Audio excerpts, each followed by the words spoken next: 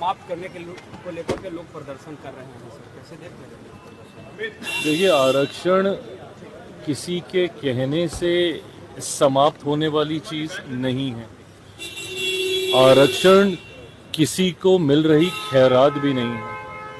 आरक्षण एक संवैधानिक अधिकार है और इसके पीछे की सोच ऐसे समाज से आने वाले लोगों को मुख्यधारा के साथ जोड़ने की रही है जिनके साथ किसी न किसी कारणवश भेदभाव हुआ है।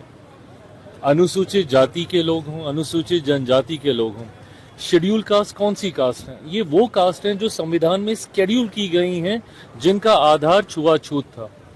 उनको आधार बनाया, उनको स्केड्यूल किया गया और उन कास्ट को आपने आरक्षण देने का काम किया। इसी तरीके से शेड्यूल ट्राइब्स है, ये वो कास्ट हैं, ये वो ट्राइब्स हैं जिनको स्केड्यूल किया गया है, जिनका रहन सहन, बोलचाल, वेशभूषा सब अलग है, अपने तरीके से है। तो ऐसे में चिन्हित करके ऐसे वर्गों को मुख्यधारा के साथ जोड़ने की सोच के साथ बाबा साहेब के द्वारा रचित भारत के संविधान में आरक्षण के प्रावधान किए गए, जिसको आने वाले दिनों में समय समय पर और ज़्यादा सशक्त करने का काम किया गया। और आज की तारीख में इवन ऊंची जाति से आने वाले गरीब वर्ग के जो लोग हैं, उन तक को आरक्षण का लाभ मिलता है।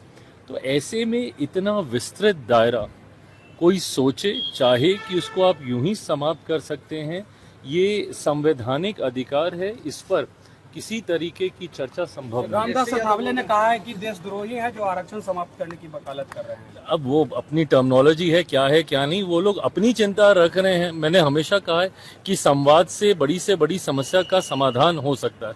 संभवतः जो लोग इस तरीके से प्रदर्शन कर रहे हैं, उनके साथ जिस दिन बैठ के संवाद किया जाएगा, यकीनन उनको भी समझ में आएगा। आज भी भाई 21वीं सदी में भी ये भेदभाव हो रहा है ना। आदरणीय खड़गे साहब के साथ जिस तरीके से उत्तराखंड में घटना घटी, उनके मन से जाने के बाद जिस तरीके से मंच का शुद्धिकरण किया गया, ये आज भी अगर ऐसी घटनाएं घट रही हैं तो ये चिंता का विषय है। चर्चाएं इसमें होनी चाहिए कि कैसे सामाजिक न्याय को और ज्यादा सशक्त किया जाए।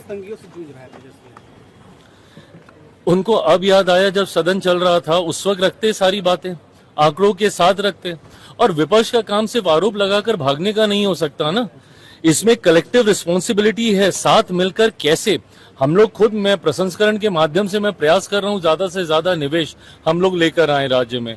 हम लोग कैसे यहाँ के रेवेन्यू को हम लोग बढ़ाएं, कैसे हम लोग राजस्व को हम लोग और ज्यादा मजबूत करें।